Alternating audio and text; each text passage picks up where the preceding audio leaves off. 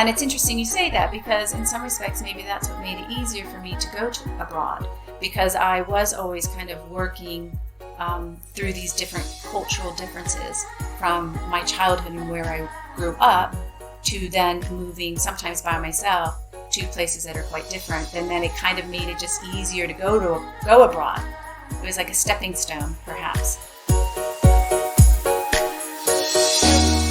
Welcome to the Crossing It Off podcast, where each episode we share the stories of individuals that are living out their bucket/life goal lists. I am your host, Roger Williams, and through hearing our guests' adventures, my goal is that you will find encouragement and empowerment to add and cross items off of your list.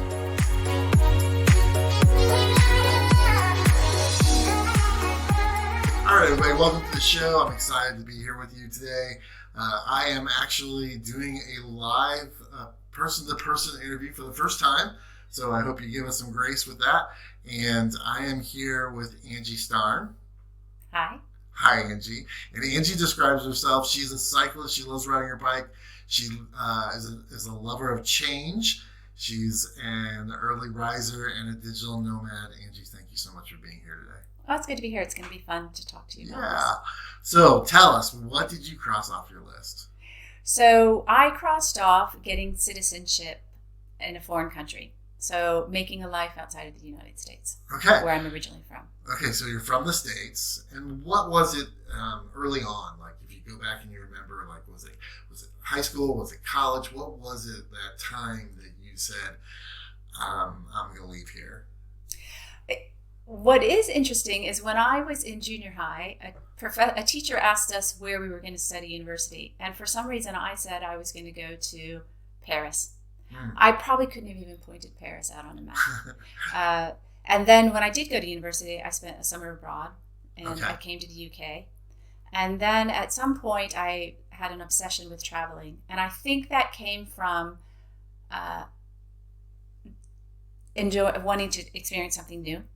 And at the time I was working with, and so because I didn't have the money to do it, to travel, I started working with refugees. Okay. And I did that as a way to experience other cultures. So if I couldn't travel, then I thought I could learn about things by working with populations that had come to the United States. And where did you, this was after university, after college, so where did you do that in the States? Yeah, so I started doing that in Cleveland, Ohio, which I lived there for 6 years. And I worked with some Hmong refugees who I helped them learn English. And it was fascinating. I'd get to experience their culture, the food. The kids all were very young, but spoke perfect English. And it was usually the grannies that were at home with them that I would then work with to teach them. And if we had challenges, then we would go to the kids. And so I continued to do that in San Francisco, Los Angeles, and then eventually decided to get a master's in it and came to the UK to get that. So you did wind up coming over here. And so was there, why the United Kingdom? Why Great Britain? So originally when I was living in Cleveland, I had decided I wanted to move. And I thought I would try Central America.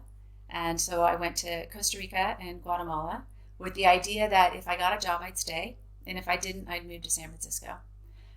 And as it turned out, I ended up coming back to the U.S. and moved to San Francisco. While I was there, my now husband, boyfriend at the time, got transferred to San Francisco. And I was still thinking of ways to get abroad. And his company needed somebody in London. And fortunately, my company also had an office here.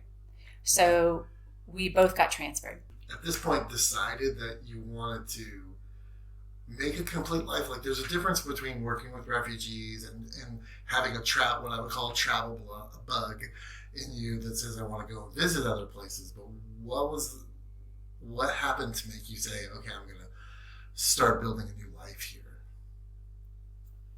Well, really, that's the only way to do it. So if you want to live and work and be able to pay the rent, then you start really getting into the community and the culture.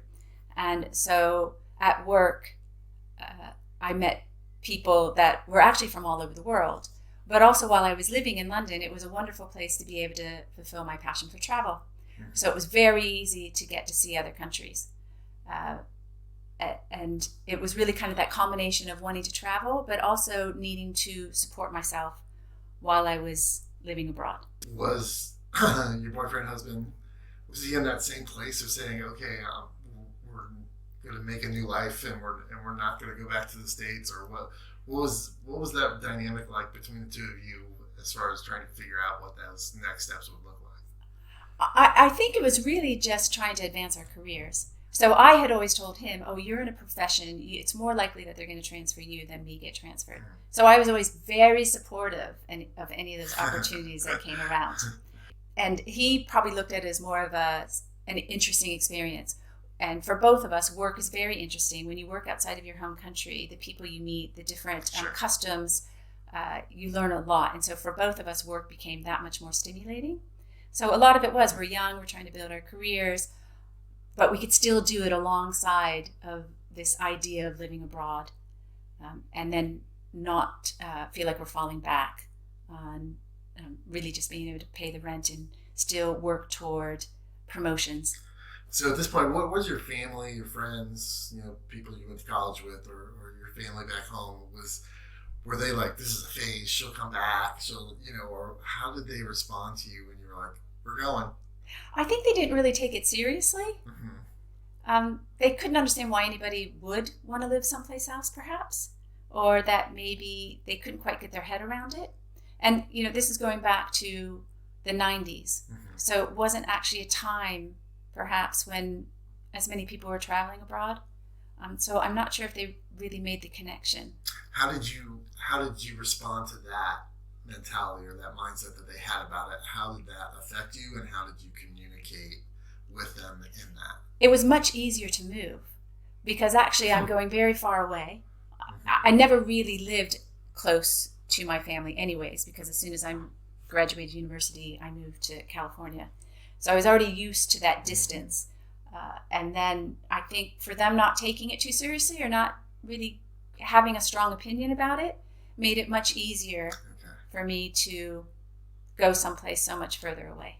What were some of the similarities between being in LA and family life, family back where you were from, and being in the UK and those relationships? Was it about the same for you, or was it more strained because of the distance? It was pretty much about the same. And also those areas, in terms of countries abroad or even within the US, are all very different. Whereas where my family's coming from is Middle America, and I'm moving to California. I lived in San Francisco and LA, and then going abroad, and then always having this passion for travel. Probably going abroad and California seemed more aligned with what somebody would do versus coming from Middle America, where most of my peers had never been outside of the state or outside of there's massive cultural differences between the Midwest and California, just like there probably are between the Midwest and the UK. Yeah, and it's interesting you say that, because in some respects maybe that's what made it easier for me to go to abroad, because I was always kind of working through these different cultural differences from my childhood and where I grew up to then moving sometimes by myself to places that are quite different. And then it kind of made it just easier to go abroad. It was like a stepping stone, perhaps, traveling outside of Indiana and going to California and then making my way to the UK. And so it's easy to make that transition of going, but then once you get there, what are some of the things that you went through in that process of acclimating yourself to a new culture, or what were some of the things that took you aback? Because LA is still different than the UK, so what were some of the things that you had to adjust to when you got here? Well, what made the adjustment really easy is I kind of became the perpetual tourist. So it was really fun. Every weekend there was something new to explore. Yeah, I'm in a different country, in a different city, unlike any place I've ever been. So there was always, I could catch the train and go someplace. My husband and I, there was a group that would go walking, and you'd meet them at the train station and then go outside of London and go walking. Just walking around the city and looking at the architecture or the people or hearing the accents. It was also fresh and new, that it was really fun and really exciting, which I guess is a distraction from maybe thinking too much about cultural differences or being far away from home. It was so stimulating that it really was quite a natural process. You already had that separation stages for being in LA, so that kind of probably prepared you to be here and be separated from family, so that helped a little bit. Yeah, it did. What did kind of change things is when we moved to the UK the first time, we got married and I got pregnant and we had our son Max. And so when you have a baby, things are very different. And because you're thinking about family and how far away they are from family. And we didn't know anybody else with kids at the time. And I didn't have anybody really to go to if I ever needed some support. Sure. And then you start thinking differently. And so then at that time, there was the Arthur Andersen collapse. And my husband's company was saying, we need you back here. And then it was a major life decision. Do we move back for a promotion and to be closer to family, or do we stay here? At that point, you hadn't gotten citizenship yet, correct? We didn't have citizenship, and we also didn't have indefinite leave to remain. Our companies had sponsored us to come over and work, which meant that we really couldn't work anyplace else than where we were working at the time. Right. And so when we decided to come to the U.S., I will say, when I was on the plane returning back, I was already feeling like I wanted to get back to the UK, and I hadn't even touched down in San Francisco. I moved from the Midwest to Seattle, and I have had that same experience of going back home. You know, I went out to Seattle a couple times to visit, start networking, and those kind of things. And when I would go back to Indiana before I moved out, I'd be like, it's just not home anymore. It's I want to be this other place. Yeah, you'll hear people talk about, and I hear a lot of it in my circles, is something called reverse culture shock. And so I've got so acclimated to a lifestyle in the UK that when I came back to the US, the culture it literally is a shock to the system, where things that I'd gotten accustomed to in the UK weren't available to me in the US. All right, and what are some of those things? Well, I ride public transportation. I don't drive. Okay. And so even in San Francisco, which has a decent public transportation network, I had a buggy with a baby, and the bus didn't have a way for me to get onto the bus. And then, of course, taxi cabs there couldn't accommodate. They could accommodate the buggy, but it was a big thing. Like here, you have your buggy, and the taxis, you actually can literally roll your buggy into the taxi with the kid. The back doors are huge. The buses, they come down low, so you can get the baby in the transport. You do have to mind the gap in the tube. You do have to mind the gap in the tube. But there are ways to work around it, and I did put on a baby Bjorn for my tube travel. And then there were just kind of lots of nuances like that I could feel the friction. And so when we got back, I went back to work at my company, and I was looking at how we could get back to the UK ever since. Right away. Yeah. And then that did take about 6 years. Wow. And during that period, I was watching the rules in terms of how we could get back to work, and they were getting stricter and stricter. And I was telling my husband that he seemed to think we'll always be able to apply for a highly skilled migrant worker visa or something. And I thought that's going to get harder and harder. Yes. And has it? And it definitely has. So when we came back, that was me, because I wanted to get a master's degree. And I got accepted into a program in the UK. And what that meant is that then we could come over, and I would get the visa to work. And then after that visa, I would be able to stay and get a job. In that time period, my husband did apply for a highly skilled migrant worker visa, which he did get. However, when he first applied to it, he made an error and had to resubmit it. If you kind of fast forward a couple years, they had changed those rules. So had he applied for his visa, had he gotten that visa a day later, he would not have been able to stay in the UK. So on the highly skilled migrant worker visa, once it expires, you used to be able to renew it. but now you're not able to. And it was the same thing with my master's degree. So I was the last graduating class that was able to stay and get a job without being sponsored. Okay. Now when you come to a UK university from abroad, you will need to be sponsored if you want to stay and work. And so the rules have progressively gotten harder, and we've watched them. In fact, the first time we lived here, if you lived here for 3 years, you would get indefinite leave to remain, which meant that you could live and work.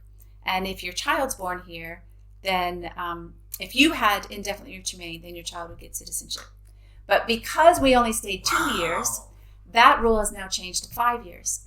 So Max, your son, was not a UK citizen when he was born. That's right. So when he was born here, he was not automatically a UK citizen. However, when we moved back, and my husband, who was on a stronger visa than I was, because I was on a student visa and he was on a different category visa, when he was here 5 years, he got indefinite leave to remain.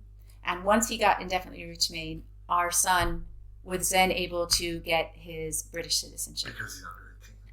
Yes. And then my husband had to wait 2 more years before he could apply for British citizenship. I actually had to move on to his original visa. So I could start accumulating time to citizenship. And now we all have British citizenship. So was it something? Was the citizenship always the goal? I mean, was that always the thing that you were looking to check off? Like even from the first time you came to the UK, were you all thinking we're going to become citizens here? That's the end goal of this? I think once we understood how difficult it would be to make a living and to give our family some security, it went from indefinite leave to remain is good, but you can never leave the country. When you get indefinite leave to remain, you can leave the country, but you can't leave for an extended period of time. Right, okay. So if our family got ill or we got transferred, we decided to take an opportunity someplace else, it would be very difficult to come back and we'd have to start all over again. And the rules have gotten so strict, the reality of doing that would be very difficult.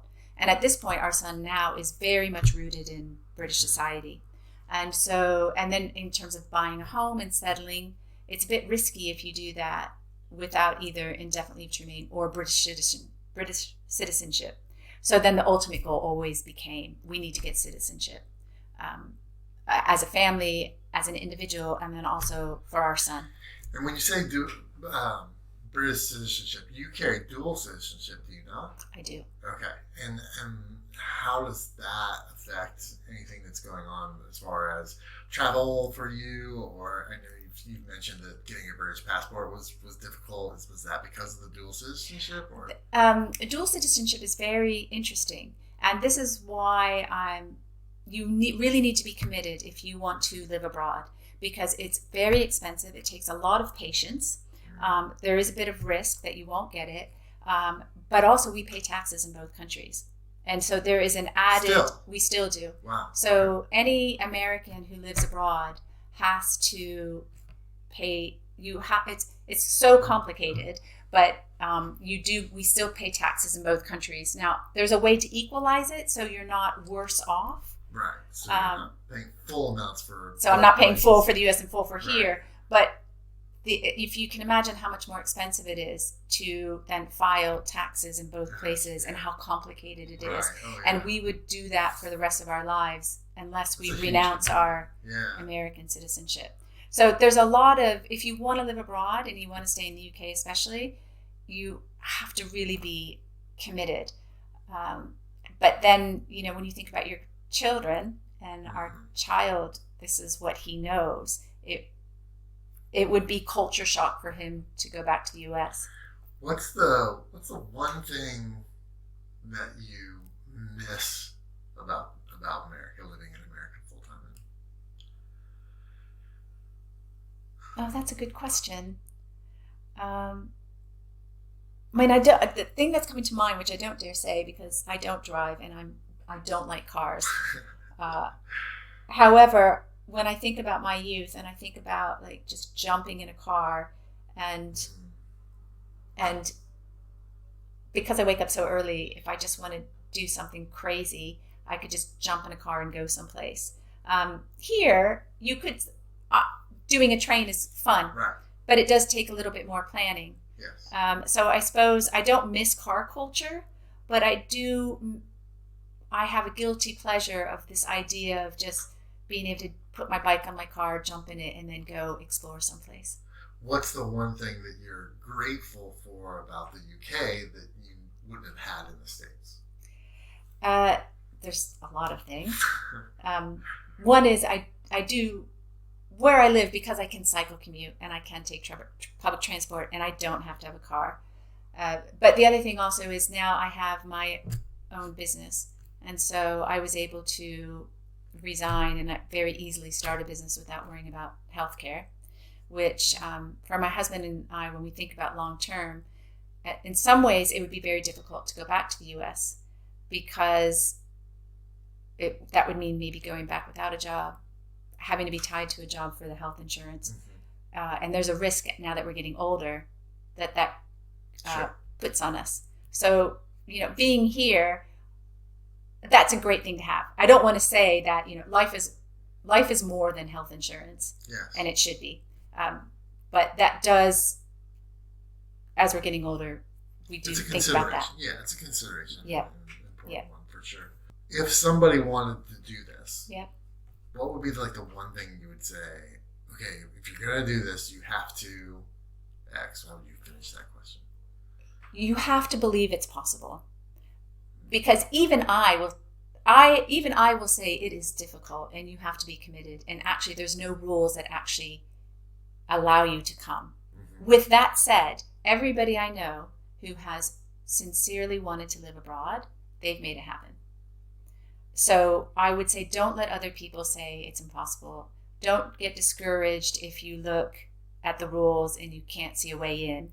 I think if you kind of live your life with this idea of what you want, and some of your choices may need to think, could that lead to this? Does that position me for that? Mm-hmm. Have I saved enough to just do this? Somehow, everybody I know has made it happen legally. Right. And I think that's the other thing I would say. Don't try to do it illegally. Don't overextend a visa. Right. Because you will get dinged. Countries are very serious about it now. It will make it harder. It will make it worse. Sure. And so I think my main two pieces of advice is to not believe the naysayers. Just believe you can make it happen. And then also don't violate any rules to make it happen. What's if you think back through this process, what's the one thing that you are grateful for having done this on the backside of it? What's the one thing that you would be like, I'm so glad I did this because I get to whatever?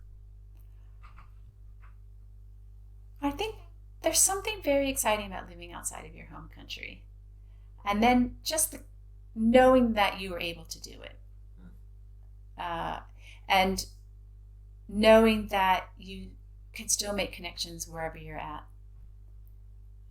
And that actually there's more similarities between all of us than there are differences. Mm-hmm. So it's possible to live anywhere in the world. What's the one thing you've personally gained from this experience? Like what's the philosophy or the thought, the mindset that you walked away from this process? I think honestly, if you really want to do something, if you really believe in something, with some patience and perseverance, it will happen. There's really no reason why I should be able to be living here now. I'm from Indiana. The way that the rules have always changed. How did I have the resources between my husband and I? The two of us being able to find ways to get visas, having companies that brought us over here. It's all actually quite a mystery that it happened, which I think is super encouraging because it makes me think that if there's something that's important to you or that you want in some mysterious way, it can come together. But then also now, this is the longest I've ever lived any place. I have local friends who, it's not a transient area where we live, who will be here probably forever. And so it's really nice to actually finally have roots. That's not to say I wouldn't be open to living someplace else, especially now that I have my British citizenship. I can always come back. Right. There you go. So I'll ask you one of my last questions then is, what's next on you that you want to cross off your bucket list? Yeah, so I have a hard time now thinking of things to put on my bucket list. And I think because what I'm discovering is that they find me. I mean, one quick example is a couple years ago, I ended up doing a Wim Hof retreat in Poland, and it's completely changed my outlook and what I do in life. That's the cold swimming. And so now I have no problem. I love swimming in the sea here, and the sea's very cold. Sure. But also I've gotten much more comfortable with discomfort, and that has made life more interesting. So I guess what I'm trying to say is that now I think if I'm living my life fully, the things are finding me. And you had to start at that point of having this item that you wanted to cross off, and it led to that for you? In terms of, for example, having the bucket list to live abroad? Right. Yeah, so I have always, up until a certain time, I've always had a checklist of things that were important to me that I wanted to achieve. And I have journals, and I used to write them in journals. And if I go back, I can see that I've done them. But I think that always gave me my North Star and my direction. And then we kind of discover more about ourselves, get more confident, and get to a place where eventually it's more about the journey now than the destination. There you go. Awesome. Angie, is there something you want to share as far as how people can learn more about what you do in your professional life, or other stuff that you might have going on you want to share with them? Well, I would say that if people are interested in living abroad, they are welcome to DM me. My social media account is The Runyon Project. Okay. If they'd like to DM me there, and maybe I could give them some form of encouragement. Awesome. Well, I appreciate you putting that out there. We will make sure it gets in the show notes, and so that people have a direct link to it. Angie, thank you so much for being here with us. I appreciate this whole conversation. It's been wonderful being in your home, hanging out with you for the day, and getting to hear the story. And I know it's going to impact other people. I appreciate your time. Well, good. I hope people find some content in there that maybe helps them pursue whatever it is, whether it's traveling abroad or another bucket list. Thank you.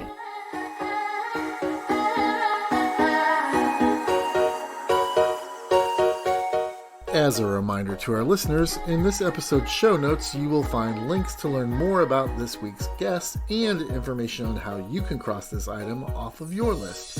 You can follow my adventures of crossing items off my bucket list on Instagram and Facebook. And as always, new episodes of this podcast are available to stream every Friday morning. We will meet you here next week. And until then, keep living out your list.